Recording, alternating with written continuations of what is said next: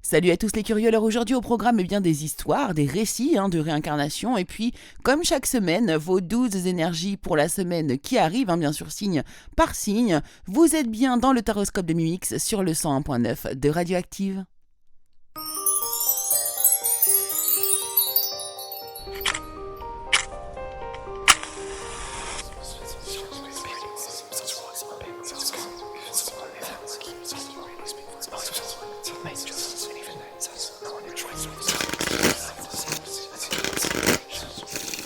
Hello, hello les curieux, bonjour à toutes et bonjour à tous, chers amis, chers curieux, chers auditeurs de Radioactive, je suis ravie de vous accueillir cette semaine, comme chaque semaine une fois de plus, pour vous donner les énergies générales, bien sûr, selon votre signe astrologique pour la semaine qui arrive. Alors moi c'est Mimix, je suis cartomancienne, donc je vous tire les cartes en amont avec mes tarots, mes oracles, et puis je vous donne les tendances, un petit peu l'énergie qui va être autour de votre signe. Alors bien sûr, comme je vous le dis chaque semaine, n'hésitez pas non plus à aller voir votre signe ascendant ainsi que votre signe lunaire, cela vous donnera des infos supplémentaires. Et bien sûr aussi également, comme chaque semaine je vous l'annonce aussi, prenez du recul, ce ne sont que des tirages de cartes, on prend du recul, on ne prend pas tout ça au pied de la lettre. Voilà les curieux. Alors pour commencer bien sûr l'émission, comme chaque semaine, une petite chronique comme j'aime les faire. Pourquoi je prends l'accent du sud comme ça, n'importe quoi. Eh bien on va aller je vais vous raconter quelques récits de réincarnation qui sembleraient être totalement avérés. Voilà, alors on va commencer immédiatement par l'histoire numéro 1.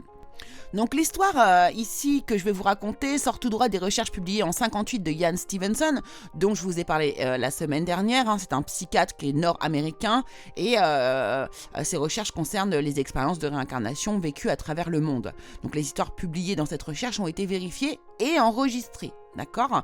Alors, Matin Hong Myo, une femme birmane, a affirmé qu'elle était la réincarnation d'un soldat japonais tué pendant la Seconde Guerre mondiale. Alors, la Birmanie était sous occupation japonaise dans les années 1940 et elle était constamment bombardée par les Alliés. Alors, les parents de Matins vivaient à cette époque-là et sa mère, Dawn 18, s'était liée d'amitié avec un cuisinier japonais pendant la guerre. Alors après la guerre, lorsque les Japonais quittèrent la Birmanie et que la vie reprit son cours normal, Dawn tomba enceinte, la maman, de son 4e enfant. C'était en 1953. Alors la grossesse se déroulait bien, mais Dawn faisait toujours le même rêve dans lequel son ami cuisinier japonais lui disait qu'il reviendrait auprès d'elle. Le 26 décembre 1953, Matin vit le jour. C'était un bébé en parfaite santé avec une marque de naissance sur l'aine. En grandissant, l'enfant aspirait de plus en plus à rentrer chez elle. Alors cela déconcertait tout le monde puisqu'elle était déjà chez elle. Plus elle grandissait, plus ses demandes devenaient précises. Elle voulait retourner chez elle, au Japon. Elle pouvait même décrire sa maison au Japon. Elle parlait de sa famille et de ses souvenirs. Elle avait peur des avions. À chaque fois qu'un avion survolait sa maison, alors là, elle était au bord des larmes. Plus tard, elle a aussi été en mesure de décrire l'emploi qu'elle occupait, les vêtements qu'elle portait le jour de sa mort et la façon dont elle était morte. Alors elle prétendait être la même personne avec laquelle sa mère s'était liée d'amitié autrefois. Matin se souvenait qu'elle était un cuisinier dans l'armée japonaise et qu'elle se trouvait à proximité d'un tas de bois de chauffage lorsque les Alliés avaient attaqué. Alors qu'elle courait pour se mettre à l'abri, une balle tirée depuis l'un des avions l'avait touchée dans la région de l'aine.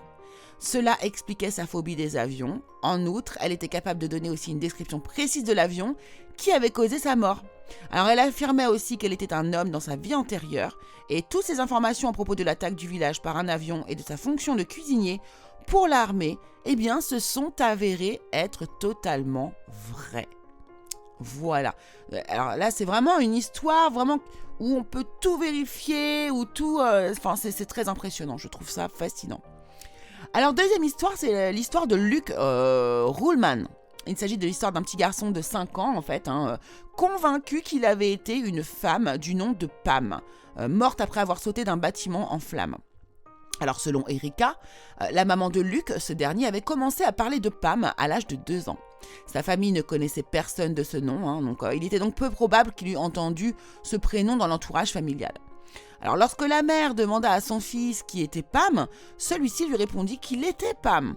Luc affirma « Je suis Pam, je veux dire, j'étais Pam, mais je suis mort et je suis allé au paradis. J'ai vu Dieu et finalement il m'a renvoyé ici. Quand je me suis réveillé, j'étais un bébé et vous m'avez appelé Luc. » Alors il se souvenait aussi qu'il était une femme aux cheveux noirs. Le petit garçon avait aussi expliqué à sa mère comment Pam était morte. Il a mentionné qu'il vivait à Chicago et qu'elle était décédée après avoir sauté d'un hôtel en feu.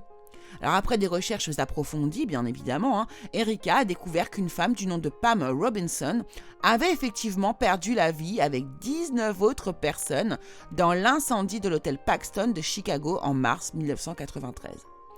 Pam Robinson avait en effet trouvé la mort en sautant d'une fenêtre de l'hôtel. La famille du petit garçon n'était pourtant jamais allée à Chicago.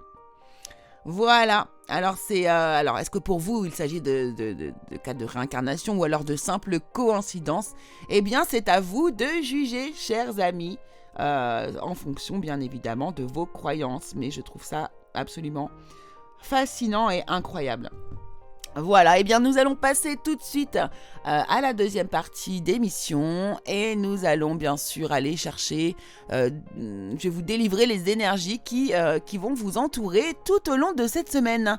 Et comme chaque semaine, nous commençons avec les... Bélier. Eh bien les béliers cette semaine, alors l'énergie générale, on vous parle d'action pour vous cette semaine. On vous dit soyez prêts à agir concrètement et les difficultés auront tendance à s'évanouir. Faut passer à l'action. D'ailleurs dans le domaine professionnel, on vous dit que votre ego est un petit peu trop fort. Vous avez seulement l'illusion d'être pris au piège. Ce n'est pas une réalité. Admettez que vous êtes responsable de votre situation et puis faites des choix qui vous aideront à progresser. Dans le domaine sentimental, alors là on parle de passion, de désir, de sexualité. Donc cette semaine, pourquoi pas un coup de foudre comme ça, vous êtes très attiré par quelqu'un physiquement. Et puis sinon, si pour vous les personnes qui sont en couple, eh bien ça devrait être une semaine plutôt caliente. Et puis votre conseil les béliers, l'empathie. Je suis disposé à examiner le point de vue de chacun. Taureau. Les taureaux, soyez dans le moment présent, c'est votre énergie générale. Revenez au moment présent, faites-en un ami et voyez ce qu'il y a de meilleur en vous, les taureaux.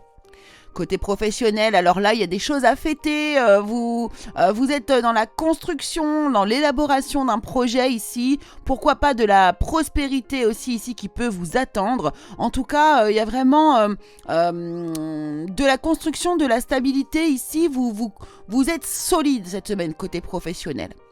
Dans le domaine sentimental, alors là, vous pourriez avoir des cadeaux, des surprises pour les personnes qui sont en couple ou pour les personnes célibataires, à faire une rencontre plutôt inattendue cette semaine. Et puis votre conseil, on nous parle d'honnêteté. Je ne peux m'attendre à ce qu'autrui dise toujours la vérité. En revanche, je peux avoir cette exigence vis-à-vis de moi-même. Gémeaux. Alors les Gémeaux, on vous parle de disponibilité. Rendez-vous disponible au changement car un virage s'amorce.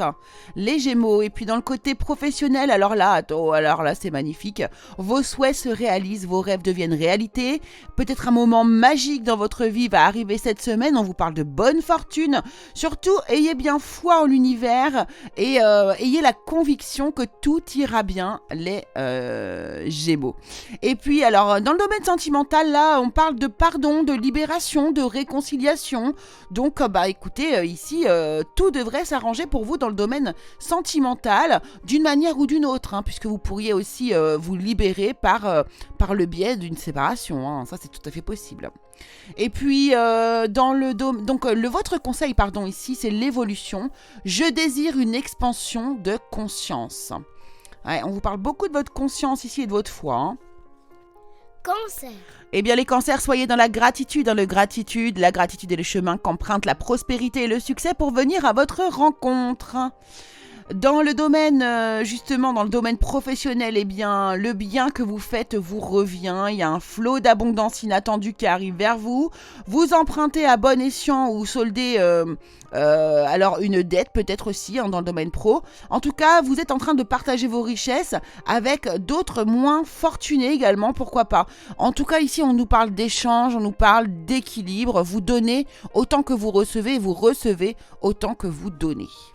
Alors dans le domaine sentimental, vous avez tendance à vous sentir vraiment très libre, autonome, dans une mobilité. Donc là, alors soit vous êtes en couple et vous vous sentez vraiment extrêmement libre et vous êtes vraiment bien dans votre peau. Si vous êtes célibataire, eh bien ici, vous allez plutôt axer votre semaine sur votre liberté justement. Hein, et disons que votre célibat n'est pas un problème pour vous.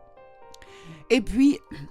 Le conseil pour vous, c'est l'estime de soi. Mon âme m'a accordé des talents qui bénéficient à moi-même et à autrui. Vous êtes vraiment ici dans une énergie de partage cette semaine, les cancers. Lion.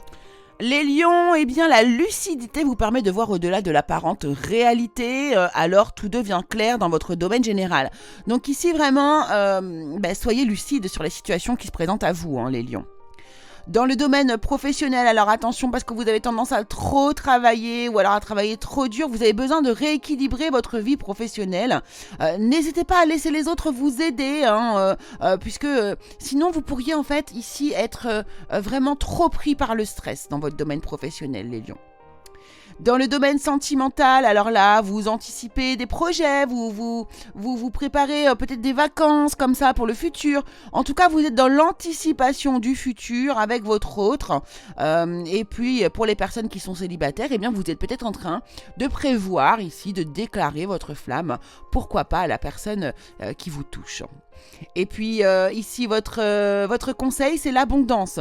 Je suis un être illimité et je peux créer tout ce que je désire dans cette réalité physique. Vierge. Les vierges, c'est le moment de la renaissance pour vous dans le domaine général. C'est le moment de libérer votre joyau intérieur. Allez-y, exprimez-vous, extériorisez-vous, soyez vous-même les vierges. En tout cas, c'est la bonne semaine pour le faire. Dans le domaine professionnel, alors là on vous dit de rester un peu sur vos gardes, de vous tenir prêt, protéger ce que vous avez créé, n'abandonnez surtout pas si vous avez des idées d'abandon actuellement dans le domaine pro. N'hésitez pas à demander de l'aide à l'univers aussi, qui pourra vraiment vous venir en aide si vous lui demandez. Dans le domaine sentimental, alors là, vous êtes charmé, séduit par une personne, vous voilà vraiment décontenancé, minot, dans la minauderie, vous chantez la sérénade à quelqu'un et vous êtes vraiment sous le coup de son enchantement. Bravo, c'est très mignon. Et puis votre conseil ici les vierges, eh bien c'est l'inquiétude. J'apprends que l'inquiétude ne change absolument rien à la situation. Balance. Les balances, on vous parle dans le domaine général de l'ouverture. S'ouvrir à l'amour et au non-jugement transforme tout.